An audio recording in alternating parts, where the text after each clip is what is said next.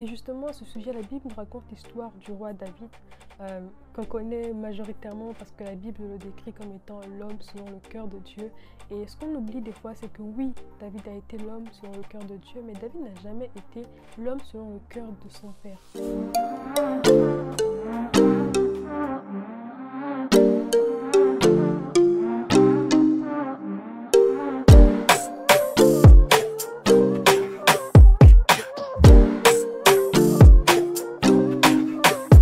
Hello la famille, j'espère que vous allez bien. Bienvenue à nouveau sur ma chaîne. Si c'est la première fois que tu atterris sur cette chaîne YouTube, alors sens-toi à l'aise, fais comme chez toi, sache que tu es la bienvenue.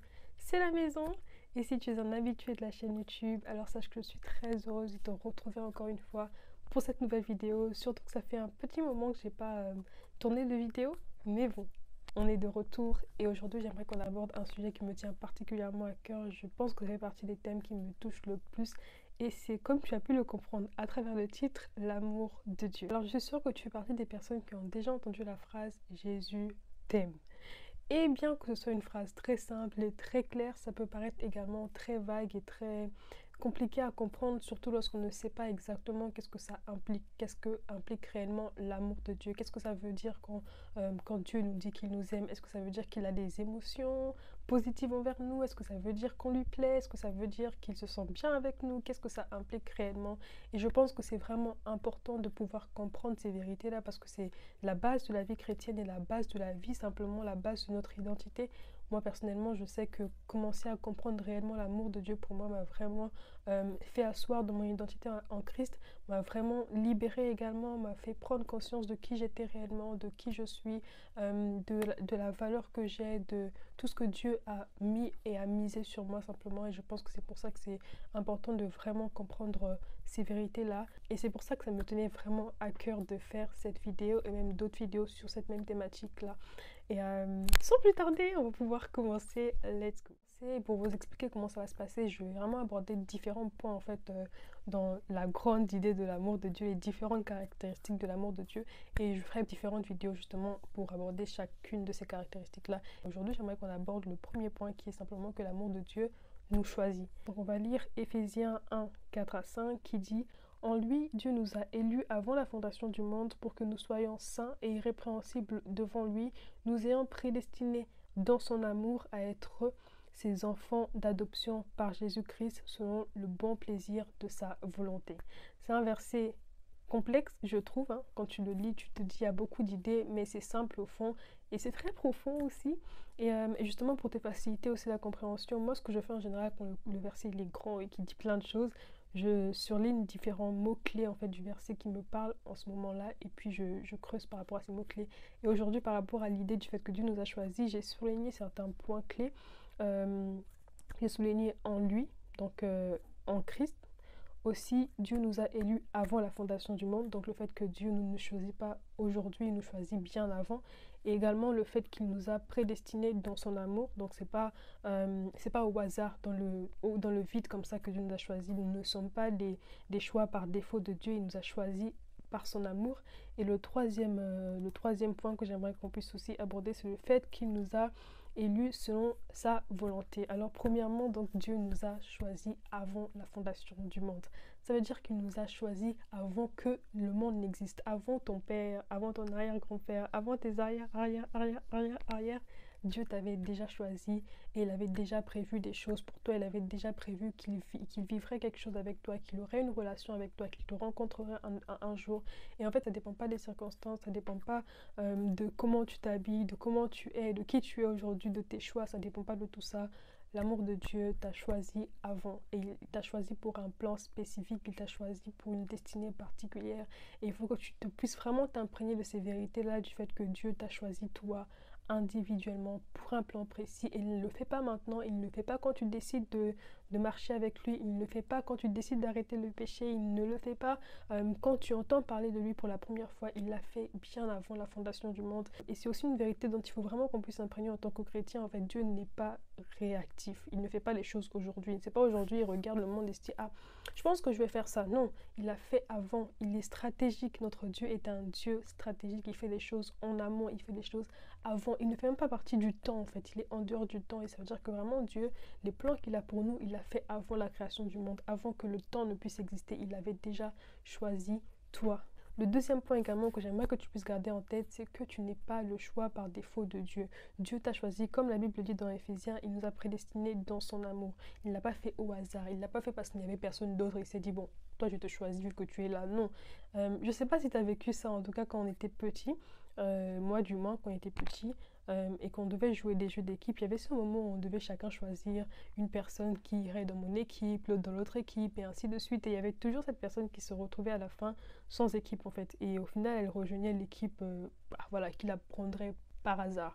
Ça, c'est même pas un choix en vrai, c'est vraiment par défaut qu'on te prend. Et ce n'est pas le cas avec Dieu. Dieu ne nous choisit pas par défaut, il nous a choisis intentionnellement et il nous a choisis par son amour en fait. C'est son amour qui fait qu'il nous choisit. Et par là, j'aimerais aussi insister sur le fait que Dieu ne nous choisit pas pour le malheur, que le bonheur, c'est pas juste pour les autres, c'est également pour toi. Lorsque la Bible nous dit que Dieu nous a choisis dans son amour, c'est parce qu'il a des plans merveilleux pour nous, c'est parce qu'il a des plans de succès, c'est parce qu'il a des plans de paix pour toi. Donc arrête de penser que le bonheur c'est pour les autres, que la paix c'est pour les autres, que toi tu existes, oui, que Dieu t'a choisi, oui, mais il t'a choisi pour être le bouc émissaire. Non, c'est pas la vérité. Le troisième point, on est toujours dans Éphésiens, la dernière partie du verset dit selon le bon plaisir de sa volonté. Ça veut dire que Dieu est souverain, premièrement, et qu'il ne nous a pas choisis dépendamment de nos actions, dépendamment de nos caractères, dépendamment de notre manière de nous comporter, dépendamment de nos familles, dépendamment... Non, Dieu n'est pas comme ça. Il nous a choisis avant la fondation du monde et il nous a choisis selon sa volonté à lui. Il nous a prédestinés à des choses selon sa volonté à lui. Et sa volonté, comme je l'ai dit précédemment, c'est toujours des bonnes intentions. Il n'a pas de mauvaises intentions envers toi. Il ne veut pas te détruire. Il ne t'a pas appelé à souffrir. Il t'a appelé pour la paix. Il t'a appelé pour le bonheur. Ça peut signifier beaucoup de choses, le bonheur, mais il t'a appelé pour le bonheur, il t'a appelé pour ton bien, il t'a appelé pour te faire du bien. Et c'est important de savoir que ça ne dépend pas de qui tu es aujourd'hui sur terre, ça ne dépend pas de toi en fait. C'est des choix que Dieu a fait dépendamment de sa propre volonté. Et il l'a fait en plus, comme la Bible l'a dit et comme on l'a vu, il l'a fait avant la fondation du monde, avant que tu n'aies péché, avant que tu ne sois né et que tu sois atterri et que tu aies atterri, entre guillemets, atterri dans une famille, avant quoi que ce soit en fait, avant toute autre chose. Il t'avait déjà aimé et il t'avait déjà choisi. Et garde en tête que ça ne dépend pas de toi, que ce n'est pas dû à ce que tu as fait, ce n'est pas dû à ce que tu es, rien. C'est simplement parce que lui, il a décidé et que c'est ainsi. Parce qu'il a décidé, c'est le cas, tout simplement. Et j'avais également à cœur de m'adresser à deux catégories de personnes. Et la première catégorie de personnes, ce sont les personnes qui ont vraiment grandi avec ce sentiment de rejet, d'abandon, de ne pas avoir été désiré. Et quelquefois, ce ne sont même pas des sentiments, ce sont des faits. Et je suis vraiment désolée que tu sois en train de faire face à ce genre de circonstances-là.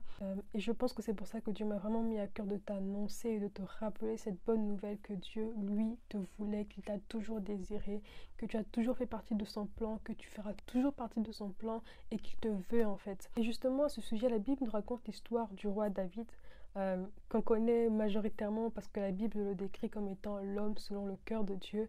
Et ce qu'on oublie des fois, c'est que oui, David a été l'homme selon le cœur de Dieu, mais David n'a jamais été l'homme selon le cœur de son père.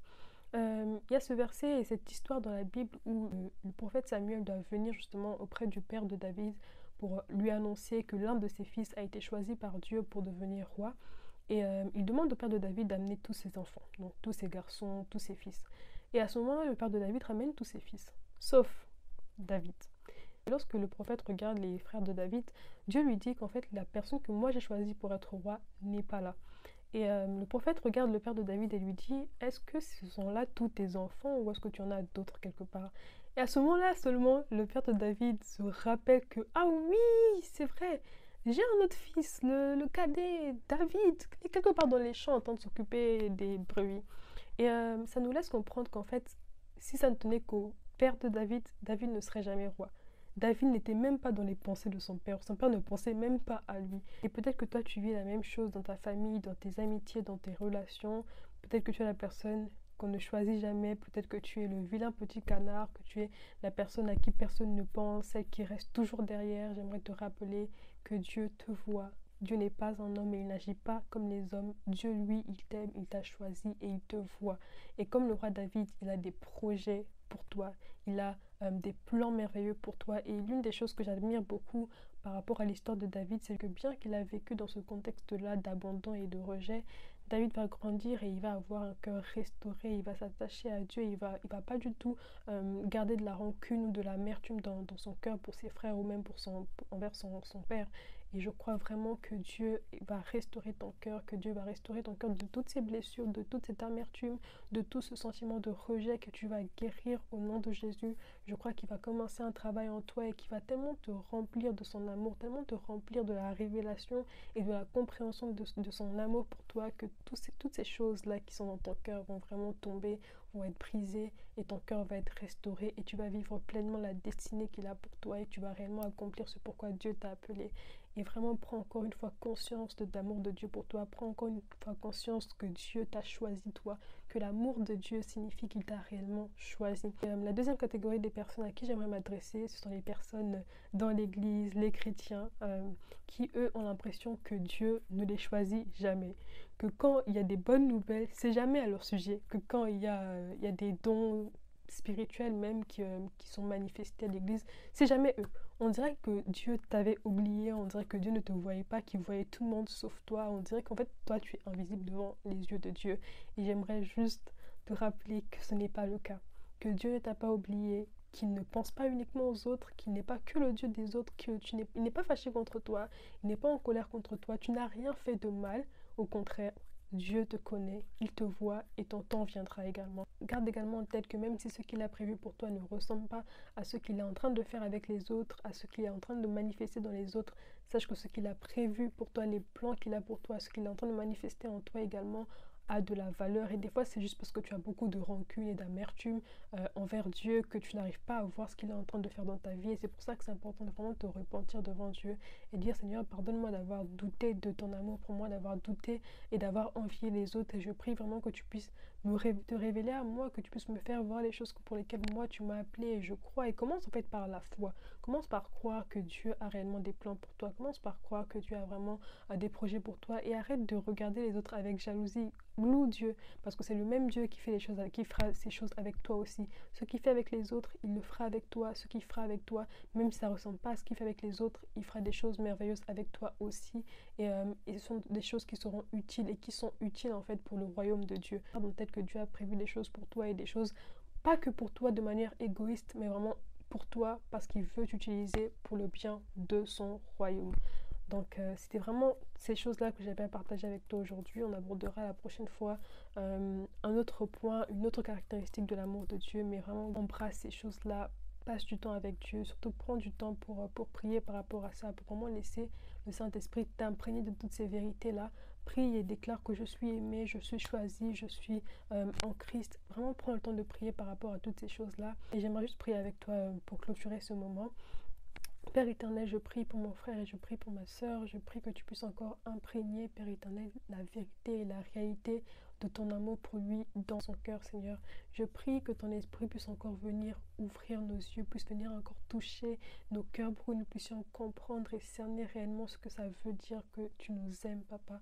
Je prie que tu répandes encore ton amour dans nos cœurs, un amour qui restaure, un amour qui guérit, un amour qui panse les blessures au nom de Jésus-Christ. Amen. N'oublie pas de cliquer sur la cloche de notification, de t'abonner, de partager et on se retrouve la semaine prochaine.